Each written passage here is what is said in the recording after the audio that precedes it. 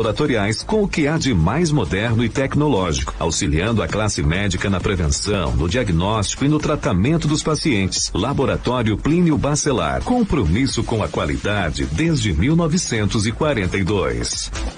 Nutritivo, natural e extremamente saudável, o melado de cana Nolasco é bom para tudo. Para adoçar bebidas como chás, sucos e cafés, na preparação de receitas como bolos, caldas, tortas e muito mais. O melado Nolasco é rico em magnésio, potássio, selênio, manganês, ferro e cobre. Seu consumo diário traz inúmeros benefícios para a saúde e para quem pratica atividade física é um excelente energético. Use melado Nolasco. Loja da fábrica na Rua Rocha Leão 225. Melado é Nolasco.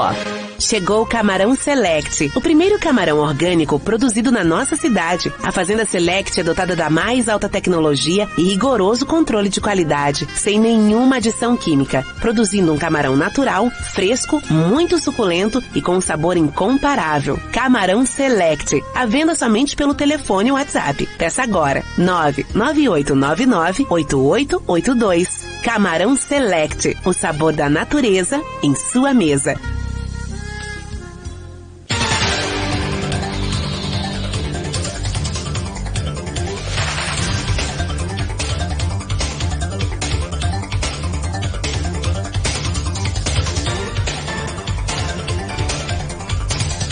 Você está ligado na Folha FM 98,3, Campos dos Goitacazes. Começa agora o Folha no Ar, primeira edição, oferecimento Laboratórios Plínio Bacelar, Nova Canabrava e Clínica Proteus. São 7 horas em ponto. Bom dia a todos, eu sou Marco Antônio Rodrigues. Hoje é quinta-feira, 16 de maio de 2019. Vamos conferir agora os principais assuntos e as manchetes do jornal Folha da Manhã. Atos contra cortes na educação levam milhares às ruas do país. CEP, UENF, UF e IFE lideram manifestações dos campistas. E protestos em Campos e no Rio de Janeiro têm registros de vandalismo. Após a aliança de Rafael e João Peixoto, Robson Vieira comanda a Secretaria de Agricultura. Réus em ação penal, mais 3 condenados à prisão na Chequinho. Operação de combate ao tráfico prende 11 na Baixada. Escola em tempo integral, inauguração do primeiro CEMEI hoje no Parque Aurora. No esporte, Flamengo estreou com vitória fora de casa sobre o Corinthians e o Fluminense arranca um empate nos acréscimos contra o Cruzeiro no Maracanã. Ambos os jogos foram pela Copa do Brasil. No Folha 2, John Wick Parabellum estreia hoje no Kinoplex. Filme dirigido por Chad Stahelski deve atrair a atenção do grande público. O Folha no Ar, primeira edição, temos sempre a participação do jornalista Arnaldo Neto, editor-geral da Folha da Manhã. Hoje não temos a presença do Aloysio Abreu Barbosa, que é o diretor de redação, mas bom dia, Arnaldo.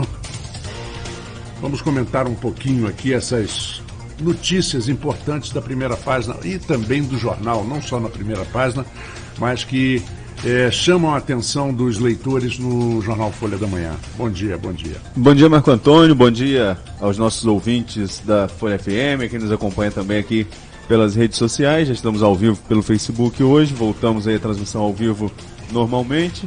E essa a primeira notícia que a gente vai comentar, a manchete de hoje, né? Atos contra cortes na educação levam milhares às ruas do país. Até ontem à noite, eu não vi ainda os jornais impressos de hoje, os principais jornais. Quando eu falo os principais, falo no Globo, no Estadão, a Folha de São Paulo, os 3 maiores jornais do país, mas até a noite de ontem era a manchete na versão online dos 3 principais jornais do país, como era a manchete também, e ainda é manchete, no nosso site folha1.com.br. São atos pertinentes, tenho certeza que é a maior manifestação contra o governo Jair Bolsonaro em pouco mais de 4 meses de mandato. Está iniciando aí seu 5º mês de mandato, consegue uma mobilização grande, foram mais de 200 cidades pelo país, todos os estados do Distrito Federal com manifestações contra esses cortes na educação que nós já comentamos aqui, as consequências que eles podem trazer para o ensino público federal, principalmente, o ensino superior público federal, mas que vai atingir também a educação básica, vai atingir aí os projetos que são desenvolvidos nos municípios de maneira geral, principalmente nas escolas de primeiro e segundo segmento. São cortes de 30% que o governo alega que é uma necessidade para adequação de orçamento, mas que está causando uma reação. Mas se tem aí o lado positivo dessa mobilização, né, que a gente registra e não só registra, acho que é extremamente importante para que você tenha uma discussão ampla sobre a questão da educação. É extremamente importante que as pessoas tenham a liberdade, tenham o direito de manifestação, sobretudo depois de uma eleição polarizada, como foi. Chegando aqui com a gente a delegada de São João da Barra, a doutora Madeleine, vai ser nossa entrevistada no próximo bloco.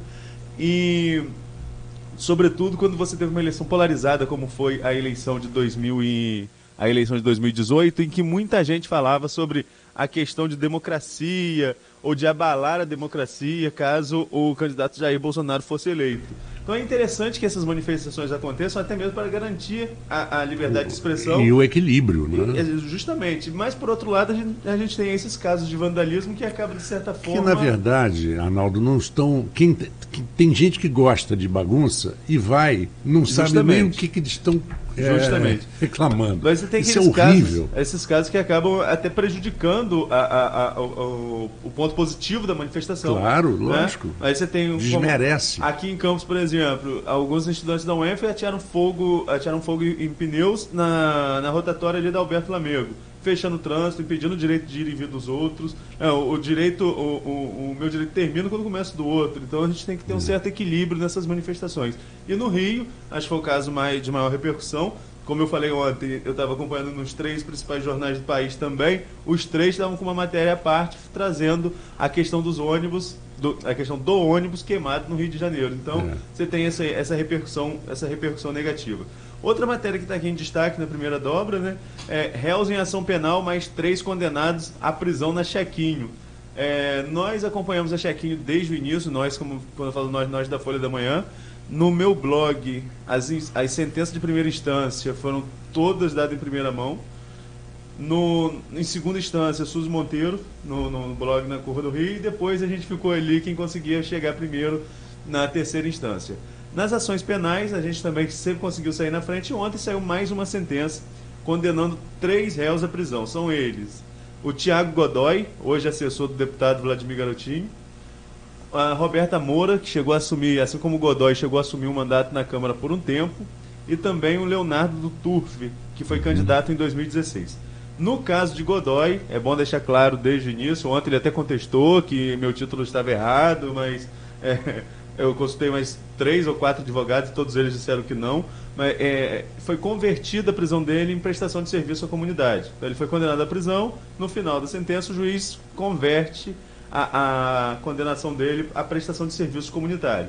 Já no caso da Roberta e do Leonardo, a prisão em regime semiaberto é o que está decretado em primeira instância. Para execução precisa pelo menos de condenação em segunda instância, mas já tem aí uma sentença nessa ação penal. E a sentença, o juiz Elias Pedro Sader Neto, aqui de Campos, o juiz ele é bem duro com relação à Operação Check-in e traz até alguns detalhes que a gente vai estar explorando melhor no decorrer da semana dentro dessa sentença. Cabe recurso, como eu falei, a condenação em primeira instância, cabe recurso ainda em segunda instância e também recurso ao Tribunal Superior Eleitoral, mas a sentença de primeira instância já está aí agora conhecida com essa condenação dos 3. O Godoy já falou que vai recorrer, disse até que é um absurdo a condenação à prestação de serviço comunitário, mas que tem confiança na Justiça que vai reverter aí essa condenação.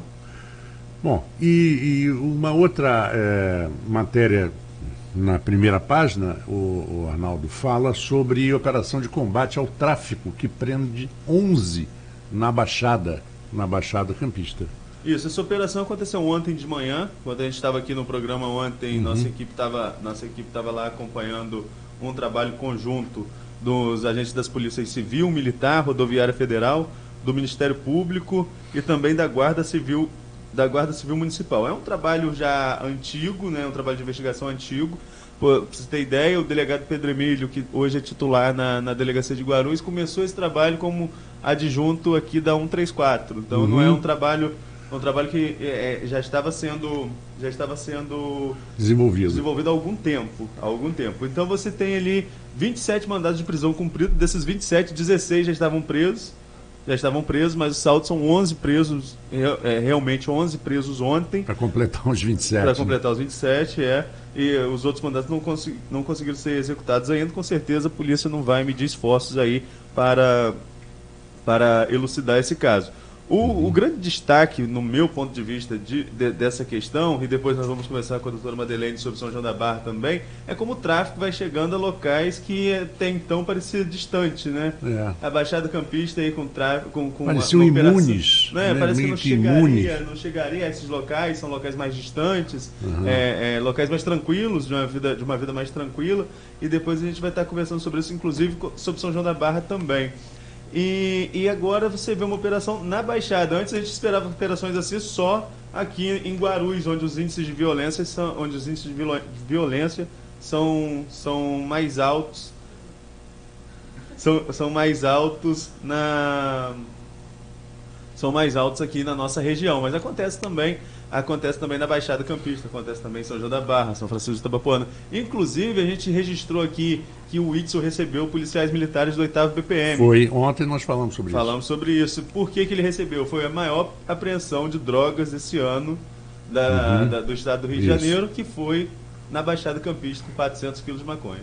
Bom, ainda agora, gerando um pouquinho para a parte política, Arnaldo, após a aliança de Rafael e João Peixoto, Robson Vieira comanda a Secretaria de Agricultura.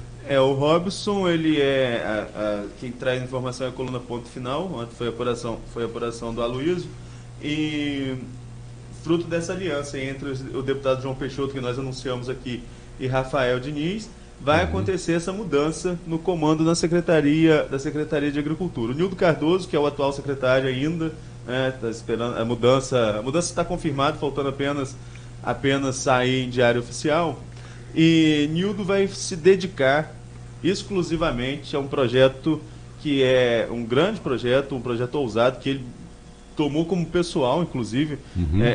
Você vê ali a dedicação do Nildo com relação a isso, que é com relação à reabertura do antigo SEASA. Agora o antigo SEASA está aí encaminhando para reabrir, e Nildo vai ficar à frente desse projeto exclusivamente. E a secretaria, um fruto, como a gente fala aí, dessa aliança do João Peixoto, que foi secretário de Agricultura lá atrás no governo Arnaldo Viana, vai ser essa aliança e vai levar o Robson Correia Vieira, mais conhecido como Robinho, para ser secretário, né? Isso aí já são essas movimentações do tabuleiro político, visando aí 2020, essas alianças que já vão acontecendo, essas alterações, assim como nós tivemos Marcão indo para assistência social, nós tivemos Dr. Ábido chegando para a saúde, está aí mais uma mudança agora na pasta da agricultura. Torna mais sólido, né, o grupo. Sim. E, bom, Arnaldo, antes da gente ir no intervalo, parabéns a você aí pela vitória importantíssima do Flamengo ontem na Copa do Brasil, na primeira partida contra o Corinthians, né, rapaz? Em casa, né? Sofrido. Eu tava só ouvindo, tava fechando o jornal e tava ouvindo o jogo, né? Tava fechando a edição de hoje ouvindo. É uma tristeza pra gente que gosta de assistir futebol ficar assim, parece um castigo, televisão ligada e você de lado só ouvindo o jogo. E quando você vira para ver o gol já aconteceu. Já aconteceu. Já era. O gol do Ilharão ali aos 33 minutos do segundo tempo, uma vitória importante. Apesar de não ter mais gol qualificado na Copa do Brasil, mas é uma vitória importante. Você abre um placar no jogo de 180 minutos jogando fora, agora decide em casa com essa tranquilidade de poder empatar, né? Exatamente. E abriu uma vantagem aí. Por outro lado, também o Fluminense conseguiu um resultado importante, né? Aliás, o Fluminense, o Cruzeiro foi uma vez ao ataque, fez um gol. O Fluminense foi 25 vezes e só fez um. E o Fluminense conseguiu ali um empate no finalzinho. Eu vi até no Facebook alguém zoando que o Mano saiu de campo, estava ganhando, quando ele chegou no vestiário o jogo estava empatado. Então foi ali no finalzinho, né? O Fluminense também conseguiu um resultado importante, porque se mantém vivo aí pro próximo jogo. Mas antes da gente ir ao intervalo, Marcos, só para fechar a questão política também aqui na coluna Ponto Final de hoje, A gente, quando estava aqui na segunda-feira conversando, falando sobre a questão do Gil e do Witzel, a gente falou que tinha rumores, o Gil e o Witzel ontem, desculpa, quando a gente falou que teve aquele encontro lá com o Witzel, que Gil estava na articulação levando os policiais de Campos, a gente falou que existiam rumores de que Gil sairia do PSL e iria para o PSC do governador Wilson Witzel. E o Gil ontem, ao Aloysio, do Coluna Ponto Final, ele diz que descartou qualquer possibilidade de mudança de partido, diz que vai desfrutar a eleição como a prefeito de Campos no PSL, partido aí do presidente Jair Bolsonaro. Bom, são 7h14, a gente vai no intervalo. Antes, só lembrar os fãs do Keanu Reeves, hoje estreia no Kinoplex John Wick Parabellum, que é uma série interessante. E esse é o John Wick 3, na verdade é o terceiro filme desse personagem com Keanu Reeves. Nós vamos a um pequeno intervalo, quando voltarmos teremos aqui o nosso papo com a delegada Madalene. Já voltamos. A Proteus, moderna empresa especializada em medicina e segurança do trabalho, está preparada para atender e implantar as necessidades de saúde